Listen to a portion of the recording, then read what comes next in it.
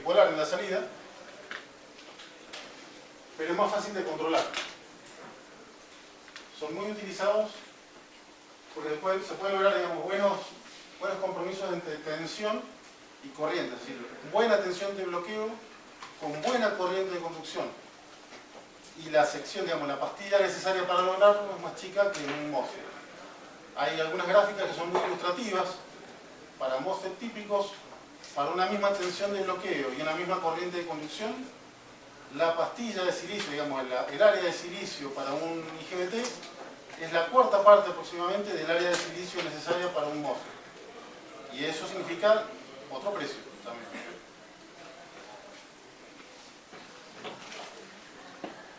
A veces acá pasa que por lo que es raro, porque es novedoso, acá uno lo va a comprar y sale más caro un IGBT que un MOSFET. Pero en realidad debería ser más barato. Es más barato. Uno lo compra afuera, es más barato. Tienen su campo de aplicación.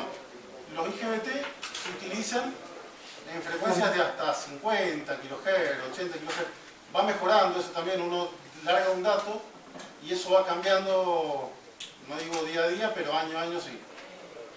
Y también han aparecido como 5 generaciones de IGBT, ya va mejorando la tecnología. Y los MOSFET pueden andar hasta varios megahertz. Entonces para conmutación de muy alta frecuencia mejor el MOSFET. Pero cuando hace falta mucha tensión de bloqueo con una gran cantidad de corriente de conducción, el IGBT va mejor. Bueno, y estos dispositivos son transistores y uno los puede controlar tanto en la conducción como el corte. Cuando uno necesita muchísima, pero muchísima corriente y muchísima tensión, estamos hablando por ejemplo de 5.000 amperes, 10.000 volts, escuchan esos números, 5.000 amperes. Hacen falta pastillas de silicio más o menos así. Y esos son los tiristores. Hay tiristores que son así, de grandes, ¿sí? Son como una, no sé cómo lo describo, como un alfajor, digamos así, de cerámica. Vale, con silicio. Estos dispositivos son los que se utilizan para grandes potencias, ¿sí? Pero en potencias medias o en paralelo se pueden lograr controlar potencias grandes, se utilizan estos. Los IGBT tienen la dificultad de poner en paralelo igual que los bipolares, así que eso se pueden poner en paralelo, pero con algo parecido a esto y con pérdidas adicionales. Bueno, no más comentarios de esta parte. Hemos visto hasta acá dispositivos de conmutación, ¿ven? Dispositivos para usarlos en conmutación, no son para usarlos en la zona activa, digamos, si bien pasan por la zona activa, pero se utilizan en conmutación. Después cuando veamos la parte digital, que vamos a empezar a ver hoy, en realidad van a ver los MOSFET que son para muy baja potencia, al revés.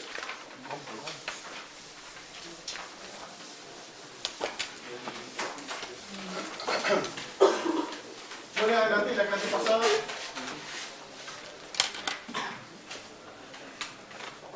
adelantamos un poquito lo que era una fuente conmutada o fuente switching. Son las fuentes que prácticamente todos tenemos, el cargador de celular, el cargador de la notebook, la fuente de alimentación de la PC. Todas esas fuentes son fuentes switching, fuentes conmutadas. No tienen un transformador pesado adentro, a veces tienen un transformador pequeño, pero que es, además que para funciones de aislación, los elementos en general que va a llevar van a ser pequeños. En lugar de trabajar disipando potencia, la llave trabaja, o mejor dicho, el elemento de paso trabaja como llave. Empezamos con la fuente, entonces, fuentes conmutadas.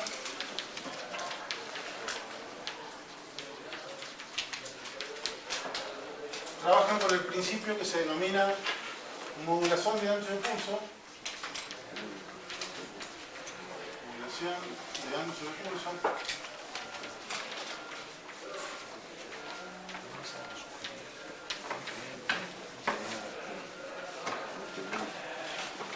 Que lo explicamos la clase pasada. Y empezamos con la fuente reductora.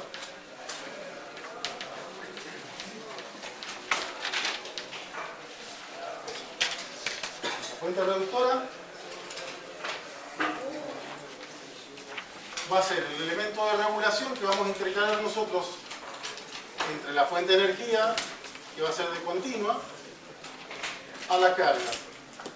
Se llama reductora porque la salida va a ser a lo sumo igual a la tensión de entrada, pero nunca puede ser mayor. Normalmente, digamos, que está regulando, va a ser la salida menor que la entrada. Para que tenga margen de regulación para todos lados, la salida normalmente va a estar un valor menor que la tensión de entrada. Entonces, esta es la fuente de entrada.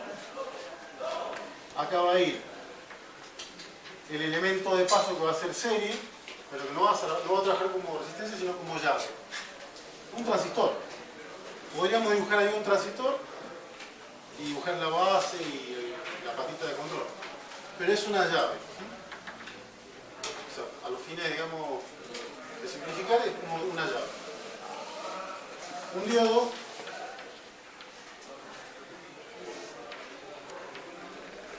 una inductancia, una capacitancia y un capacitor. Y acá va la carga.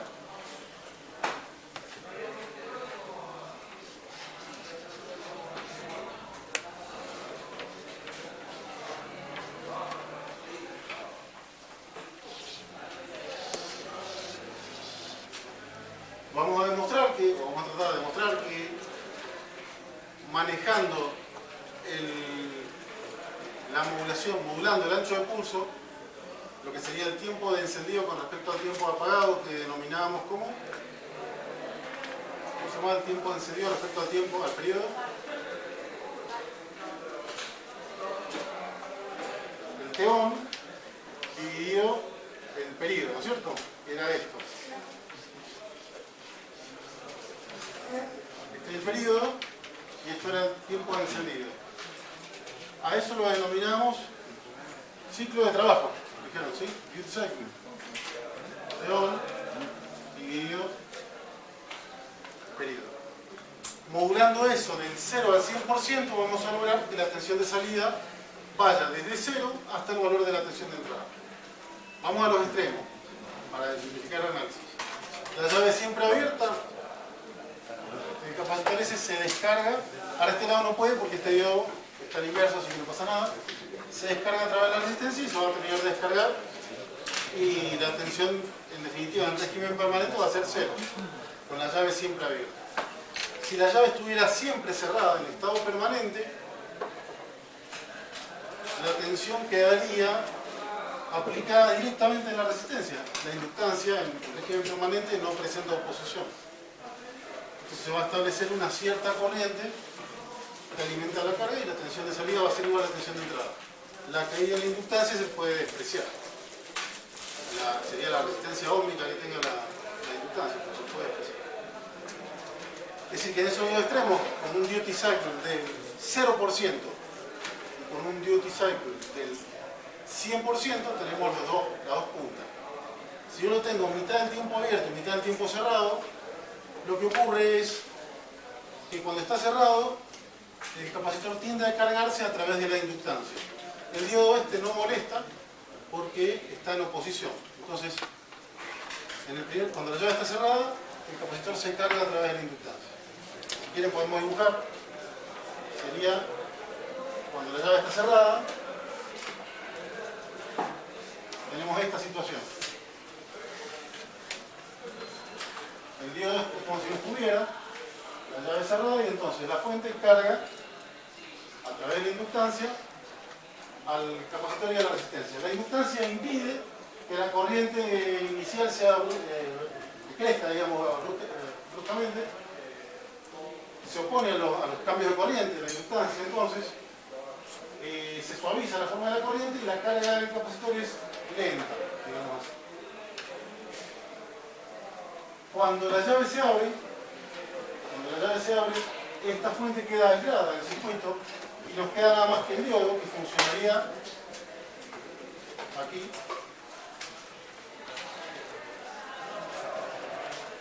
de esta manera.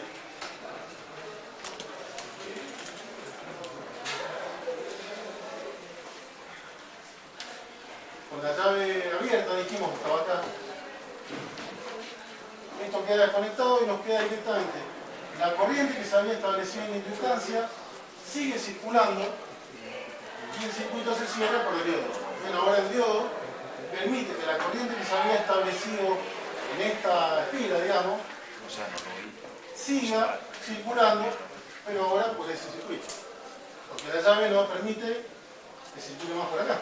La llave está vieja. Entonces el diodo no deja que la corriente se corte bruscamente. Y la corriente sigue estando. Eso da lugar entonces a que la tensión del capacitor va a ir a un valor medio que tiene que ver con el ciclo de trabajo. No vamos a entrar en la gráfica de las tensiones de corriente porque sería demasiado complicado.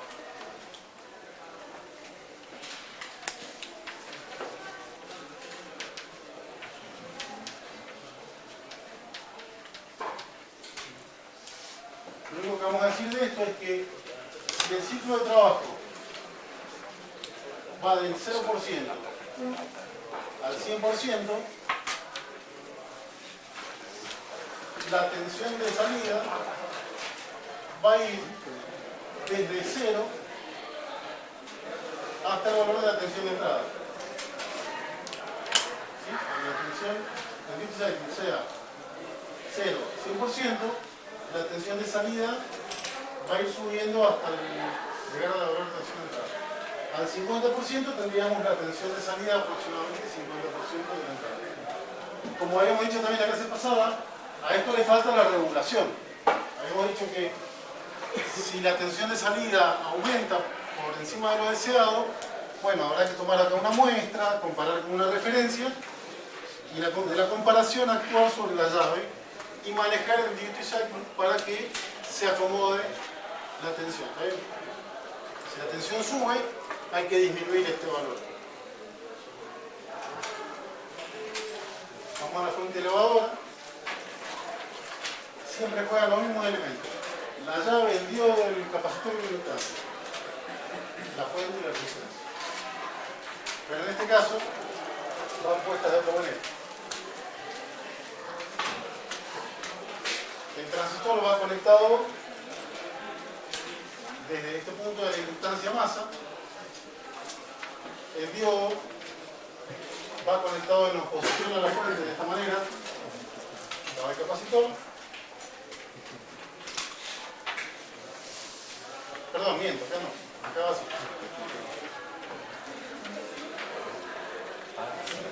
Y acá va la resistencia. Entonces,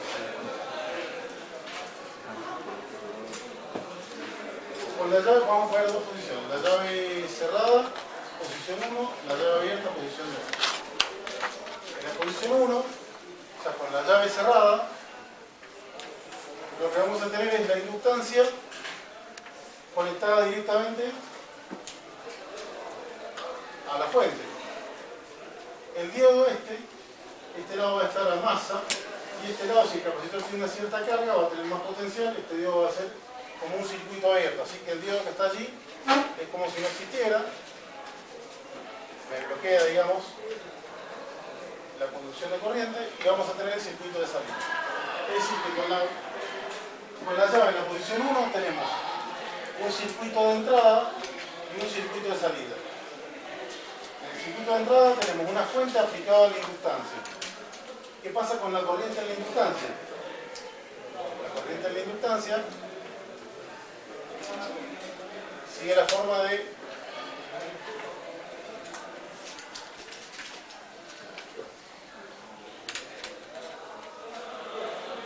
la integral de la tensión.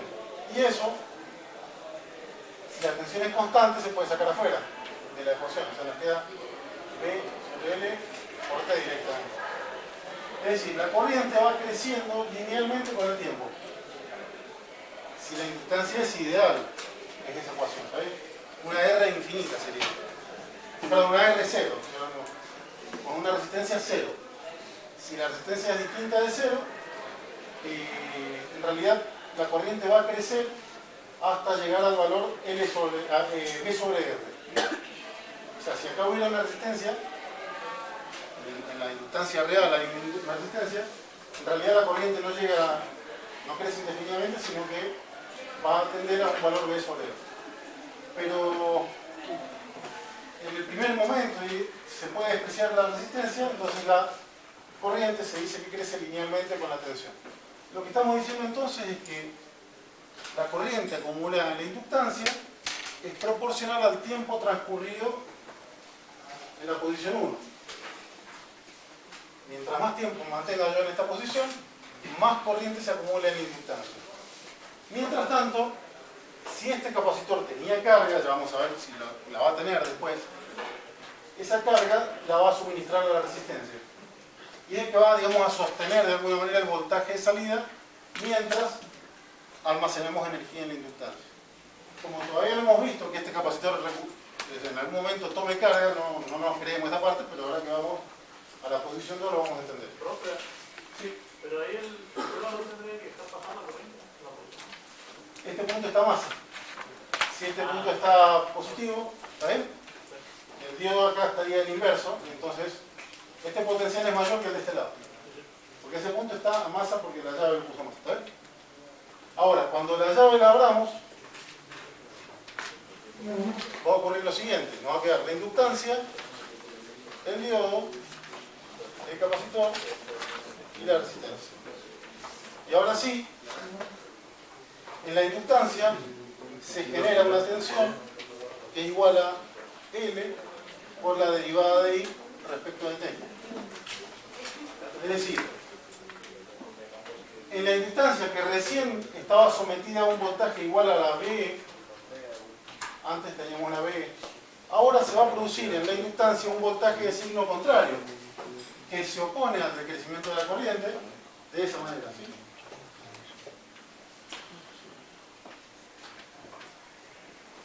Fíjense que la tensión en la inductancia se suma a la tensión de entrada. Supongamos que la tensión de entrada es 5 volts.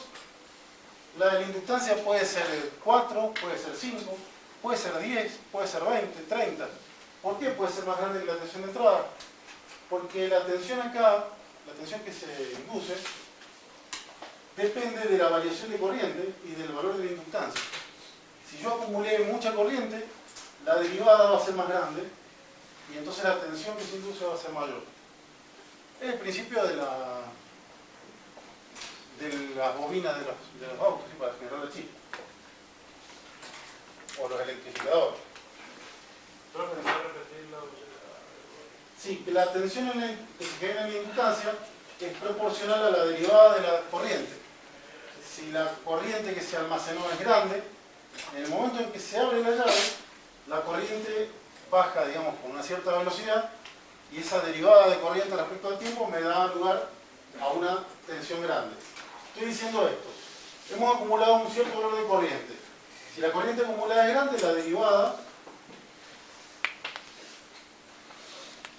es corriente, ¿sí? Cuando la corriente es pequeña, la derivada es así. Si la corriente es más grande, la derivada es así. Y si la corriente es más grande, la derivada es así. Es decir, la derivada, la tensión inicial que tenemos en la inductancia depende de la corriente inicial que tenemos.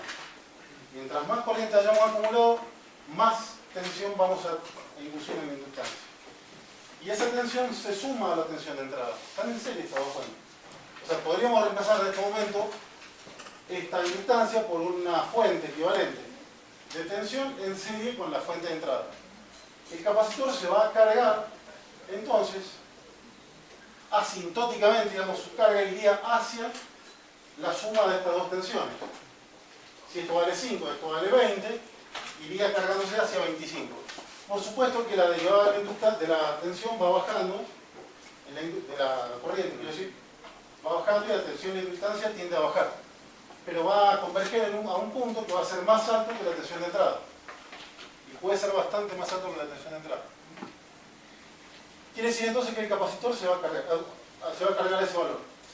Si yo pongo un capacitor más pequeño, seguramente voy a lograr que la carga del capacitor alcance un valor de tensión mayor. Si el capacitor es muy grande, voy a perder la derivada que tenía en la inductancia, digamos, la voy a perder y voy a entonces a cargarme a un valor de tensión menor. Va a haber un compromiso entre cantidad, digamos, de carga almacenada en el capacitor y tensión alcanzada.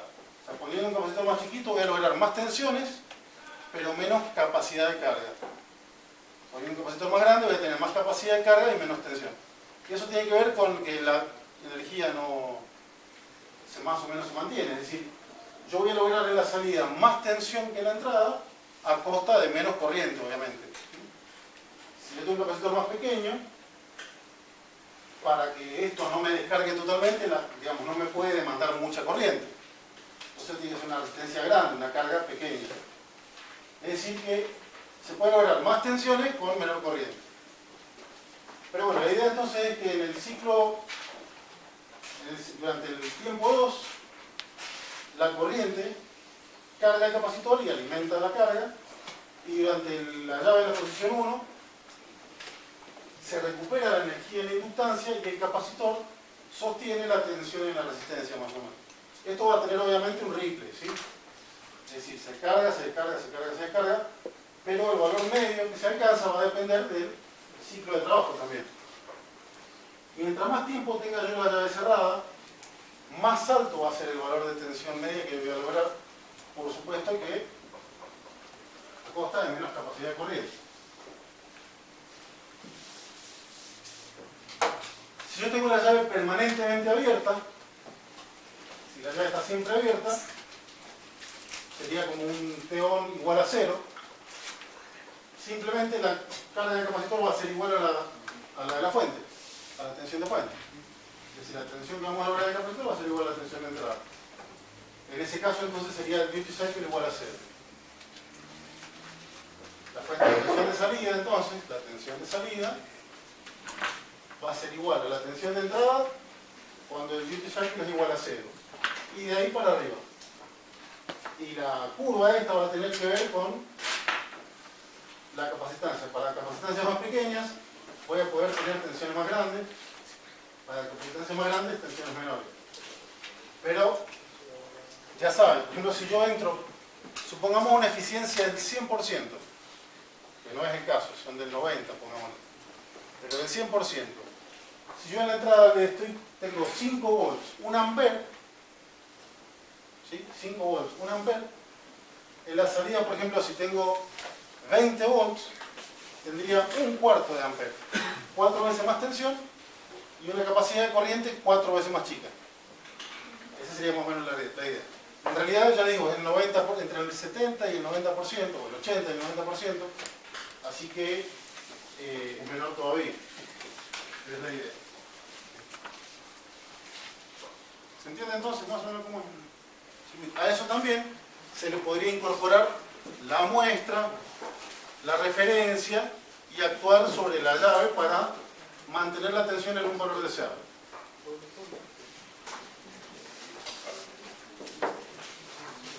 Y por último,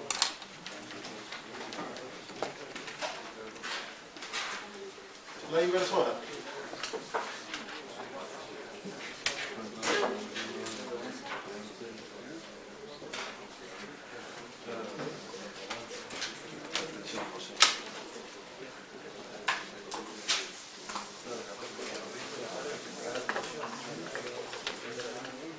La inversora es bastante parecida a esto de acá. La reductora uno la puede ver más como una especie de una llave que conmuta, digamos, que entrega una onda pulsante y un filtro formado por la inductancia y la capacitancia. En cambio esta uno la puede ver más como un instante en el cual se acumula energía en la inductancia, un instante 1, y un instante 2 en donde la energía se transfiere a la salida. Y esa carga se transfiere a la malla de salida. Y vamos jugando con esos dos momentos, ¿sí? Acá sería parecido a esto. La idea es un instante 1, con la llave cerrada, va a hacer que la inductancia se acumule energía en forma de corriente, igual que allá. Este diodo, ahora sí va puesto de esta manera y va a impedir que la tensión positiva de este lado pase para allá. Ya van a ver por qué se llama inversor. Entonces, en un instante 1,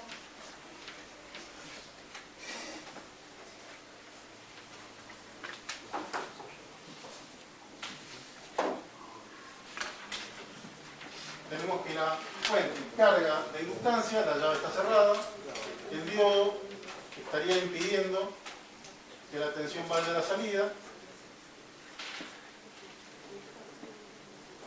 Me pueden decir, hey, no, pero si la tensión acá es más grande, en realidad si este lado tengo más tensión que acá, el diodo conduce.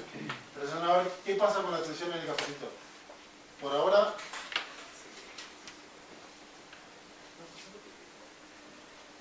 esa sería, digamos, la situación. Se carga, digamos así, se almacena energía en la inductancia, mientras este circuito permanece aislado y la capacitancia le entrega tensión a la resistencia. No es como allá que la capacitancia le entrega, digamos, la corriente, quiero decir, a la resistencia por acá, sino que ya van a ver que en realidad la capacitancia está con tensión invertida. Pero eso lo vamos a demostrar ahora. Inicialmente, digamos, en el primer ciclo, la capacitancia no tiene tensión, ¿verdad? O sea, el capacitor está descargado. Si el capacitor está descargado, de este lado hay 0 de voltaje y de este lado, cuando cierro la llave, tendré la tensión de entrada. Este diodo estaría en inverso, así que no habría conducción. Y ahora, cuando se abre la llave, el circuito de entrada queda desconectado y la inductancia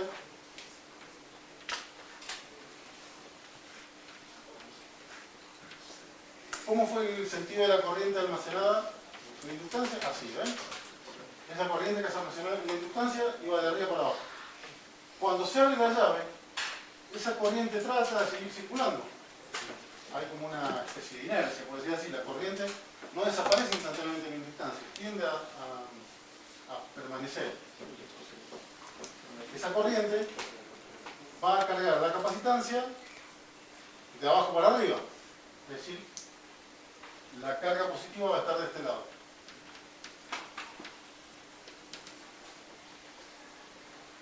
Entonces, en la posición 1, la corriente hace así. Y al pasar a la posición 2, la corriente que venía bajando se empieza a enroscar alrededor de la malla esa de salida, entre la inductancia y la malla de salida. Es decir, la inductancia acá funciona ahora como una fuente de tensión con esta polaridad. Igual que antes, la inductancia en el momento de abrir la llave recién empieza, digamos, se induce una tensión que tiene esta expresión. Acá estaba en serie con la fuente. Acá lo cargamos de la misma manera, la alimentamos de la misma manera la inductancia, pero en el momento de abrir la llave, en el circuito queda solamente la inductancia.